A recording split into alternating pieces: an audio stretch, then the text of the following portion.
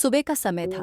सुंदर एसडीएम कविता मिश्रा बाजार की सड़क पर अपनी माँ के लिए मटन लेने जा रही थी। वह मटन की दुकान पर पहुंची और दुकानदार से बोली, 1 किलो मटन पैक कर दीजिए। वह वहीं खड़ी थी कि तभी एक पुलिस अधिकारी बाइक पर वहां आकर रुके। वह भी दुकान के अंदर आए और बोले, भाई मेरे लिए 1 किलो मटन पैक कर दो।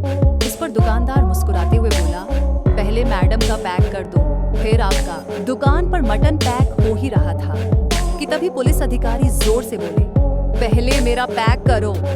कविता शांत स्वर में बोली, सर पहले मैंने ऑर्डर किया था, आप बाद में आए हैं।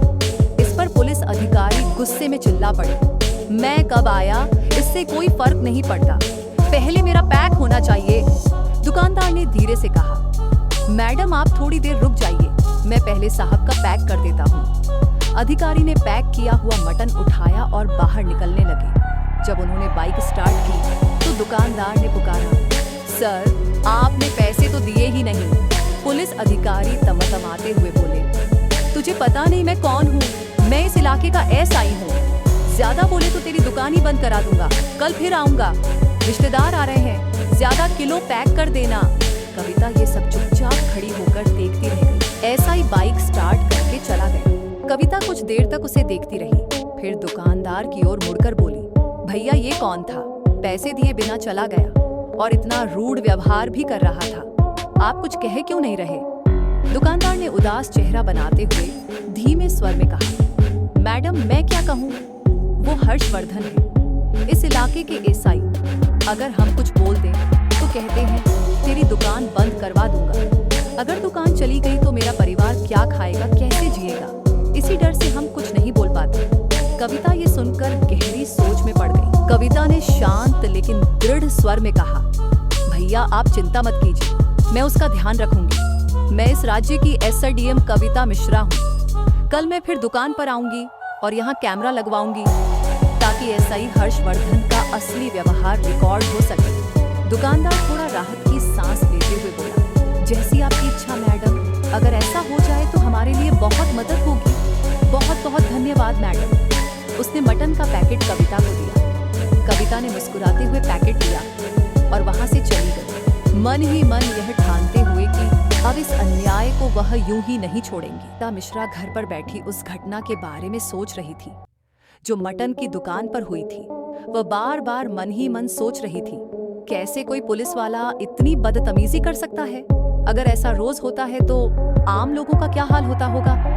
तभी उनकी माँ ने रसोई से आवाज दी, कविता बेटा आ जाओ, खाना तैयार है। कविता ने अपने विचारों को रोका और माँ के साथ बैठकर दोपहर का भोजन किया। भोजन के बाद उन्होंने मन ही मन निश्चय किया, अब चुप नहीं रहूंगी। अगली सुबह वह फिर उसी मटन की दुकान पर पहुंची। वह दुकानदार से सामान्य बातचीत करने लगी और चुपचाप एक छोटा कैमरा दुकान की शेल्फ पर इस तरह लगवाया कि वह सिर्फ आसपास की गतिविधि रिकॉर्ड करे, किसी व्यक्ति पर सीधा केंद्रित न हो। इतने में एसआई हर्षवर्धन बाइक पर वहां आ पहुंचे। उन्होंने दुकान के सामने बाइक रोकी और अंदर आते हुए हंसकर कहा, अरे आप आज फिर यहीं हैं? क्या आप मटन बेचने भी लगी हैं? अगर आप दुकान में रहेंगी तो ग्राहक तो खुद ब खुद बढ़ जाएंगे। इतनी क्यूट हैं आप। आपका नाम क्या है?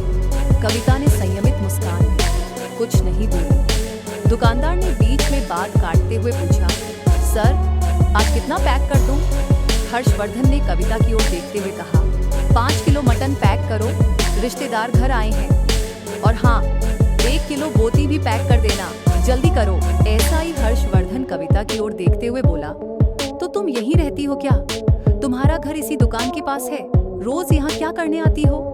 उसी समय दुकानदार बोला, सर आपका मटन और बोती तैयार है। उसने पैकेट एसआई की ओर बढ़ाया और बोला, सर कुल बिल 2000 रुपये है, कृपया पैसे दे दीजिए। आप जब बिना पैसे लिए चले जाते हैं तो मुझे बहुत नुकसान होता है। बकरियां खरीदने के लिए मुझे पैसे चाहिए, वे मुफ्त में नहीं मिलती और आप तो बार बार बिना भुगतान किए मटन ले जाते हैं। कविता ने शांत लेकिन दृढ़ आवाज में कहा, सर आपको बिल का भुगतान करना चाहिए।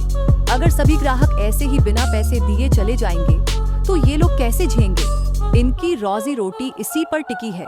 ये सुनकर हर्षवर्धन का चेहरा गुस्से से लाल हो गया। वह भड़क उठा, और गुस्से में आकर कविता के गाल पर एक जोरदार थप्पड़ मार दिया। दुकान में सन्नाटा छा गया। दुकानदार भयभीत होकर पीछे हट गया और कविता कुछ पल के लिए चुप रह गई, पर उसकी आंख में अब केवल न्याय की आग थी। कविता ने गुस्से में मगर निडर स्वर में कहा, तुम नहीं जानते मैं कौन हूँ। मैं देखूंगी तुम्हारा अंजाम। मैं तुम्हारे खिलाफ शिकायत करूंगी और तुम्हें निलंबित करवाऊंगी। पुलिस अधिकारी हंसते हुए बोला, शिकायत कर लो, तुम मुझे निलंबित नहीं कर सकती। जाकर शिकायत करना, तुम मुझसे कुछ नहीं कर पाओगी। फिर उसने बिना बिल का भुगतान किए पैकेट उठा लिया, बाइक स्टार्ट की और बाहर चला गया। कविता ने तुरंत शेल्फ से कैमरा निकालकर रिकॉर्डिंग चेक की। कैमरे में पूरा वाकया स्पष्ट रूप से रिकॉर्ड हो गया था। वह दुकानदार से बोली, डरिए मत भाई, अब आपकी जान में नहीं, इस एसआई की नौकरी और इज्जत की परवाह मुझे है। मैं शिकायत कर दूंगी और उसे निलंबित करवा कर रहूंगी। मैं उसके रवैये का हिसाब करूंगी। दुकानदार ने सिर झुकाकर कहा, मैडम आपकी बहुत बहुत शुक्रिया। मुझे माफ कीजिए कि उसने आपको थप्पड़ मारा। मैं भी बहुत दुखी हूँ। जैसा कहे मैडम वैसा कर दीजिए। कविता ने कैमरा संभाला और मन में ठान लिया कि वह इस अन्याय को किसी तरह सार्वजनिक करके और आधिकारिक कार्रवाई करके नहीं छोड़ेगी और सीधे अपने ऑफिस चली गई। ऑफिस पहुंचते ही उन्होंने डीएसपी मैडम को फोन किया और बोली, मैडम मुझे एक जरूरी बात बतानी है। इस इलाके के एसआई हर्षवर्धन का व्यवहार बहुत खराब है। वह दुकानदारों से सामान लेता है लेकिन कभी पैसे नहीं देता और अगर कोई कुछ कहे तो धमकाकर चुप करा देता है। आज उसने मेरे सामने न केवल बदतमीजी की बल्कि थप्पड़ तक मार दिया। डीएसपी मैडम ने गंभीर स्वर में कहा, कविता तुम तुरंत वो वीडियो मुझे भेजो। कविता ने कैमरे से रिकॉर्डिंग अपने मोबाइल में ट्रांसफर की और वीडियो डीएसपी मैडम को भेज दिया। डीएसपी मैडम ने ध्यान से पूरा वीडियो देखा और उनका चेहरा देखते देखते सख्त हो गया। डीएसपी मैडम ने वीडियो ध्यान से देखा और सोच में पड़ गई। ये पुलिस वाले लोगों के साथ कितने बेहूदे तरीके से बर्ताव कर रहे हैं। तुरंत उन्होंने कविता को कॉल किया और कहा, मैं इस मामले को उठाऊंगी, तुम ऑफिस आ जाओ। मैं डीजीपी साहब से मिलने का इंतजाम कर देती हूँ। हमें ये पूरा मामला उनसे बताना होगा। अगले ही दिन कार्यालय में बैठक करवाई गई। एसडीएम कविता मिश्रा, डीएसपी अनीता कुमारी और डीजीपी नवीन कुमार बैठकर मामले की सुनवाई करने लगे। दोनों मैडम्स डीजीपी के सामने वीडियो प्ले करके दिखा रही थी और बता रही थी कि कैसे एसआई हर्षवर्धन ने दुकानदारों और आम लोगों के साथ बेइज्जती और दुराचरण किया। वीडियो देखते ही डीजीपी नवीन का चेहरा सख्त हो गया। वे गुस्से में उठ खड़े हुए और बोले, एसआई हर्षवर्धन ने ऐसा क्या किया है? उसे तुरंत यहाँ बुलाओ, मैं उसे वक्त पर समझाऊंगा। जल्दी फोन लगाओ, तुरंत मेरे सामने हाजिर किया जाए। करीब 10 मिनट के भीतर ही हर्षवर्धन वहां आ पहुंचा। उसे देखते ही वह ठिठक गया। सामने एसडीएम कविता खड़ी थी और माहौल गंभीर था। डीजीपी साहब ने गंभीर आलोक में उसे घूरते हुए पूछा, बताओ तुमने मटन की दुकान में ऐसा क्या किया? हर्षवर्धन घबराकर बोला, साहब मैंने कुछ भी गलत नहीं किया। डीजीपी ने ठंडे अंदाज में मोबाइल स्क्रीन पर वही वायरल वीडियो दिखाया। वह वीडियो देखते ही हर्षवर्धन का रंग ही थम सा गया। कैमरे में खुद उसका दूसरों पर अभद्र व्यवहार, बिना पैसे लिए चीजें लेना और एसडीएम कविता पर थप्पड़ मारना साफ दिखाई दे रहा था। कविता का चेहरा वीडियो में ठहराव और आत्मविश्वास के साथ स्पष्ट था। डीजीपी ने कड़ी आवाज में कहा, तुम्हें तत्काल निलंबित किया जाता है। अब तुम इस पद पर बने नहीं रहोगे। मैं एफआईआर दर्ज करवाऊंगा और तुम्हें गिरफ्तार करवा दूंगा। हर्ष घुटने टेकते हुए भी सफाई देने की कोशिश करने लगा। साहब माफ कीजिए, आगे से ऐसा नहीं होगा। डीजीपी ने कठोर स्वर में कहा, किस तरह की हिम्मत है तुम्हें किसी महिला को थप्पड़ मारने की? ये गुस्ताखी किसी तरह बर्दाश्त नहीं की जाएगी। वह तुरंत एफआईआर दर्ज करने के निर्देश दे गए और संबंधित अधिकारियों को हर्षवर्धन को हिरासत में लेने का आदेश दिया। कुछ ही देर में आधिकारिक कागजात पूरे किए गए। निलंबन, एफआईआर और गिरफ्तारी। मामला आगे न्यायालय में पहुंच गया और कानूनी कार्यवाही शुरू हो गई। जनता की नजरें अब इस केस पर टिकी रही थी और वीडियो के वायरल होने के बाद समुदाय में इंसाफ की मांग और भी जोर पकड़ गई। अदालत में माहौल पूरी तरह शांत था। सामने एएसआई हर्षवर्धन खड़ा था, सिर झुका हुआ, चेहरा शर्म से झुका हुआ।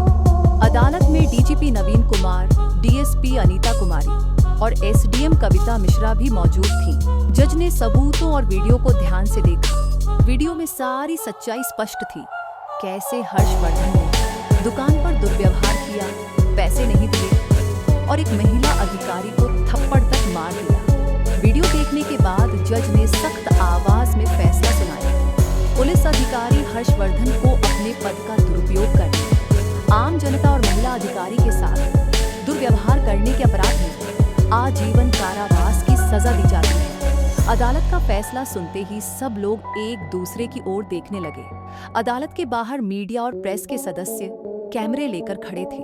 जैसे ही डीजीपी, डीएसपी और एसडीएम कविता बाहर निकले, कैमरों की फ्लैशें चमकने लगी। डीजीपी नवीन कुमार ने आगे बढ़कर प्रेस से कहा, इस पूरे मामले का श्रेय एसडीएम कविता मिश्रा को जाता है। उन्होंने हिम्मत दिखाई, सच्चाई का साथ दिया और न्याय दिलाने का काम किया। ये हमारे विभाग के लिए गर्व की बात है। कविता मुस्कुराई और बोली, यह इंसाफ सिर्फ मेरे लिए नहीं, बल्कि हर उस आम इंसान के लिए है जो अन्याय झेलता है।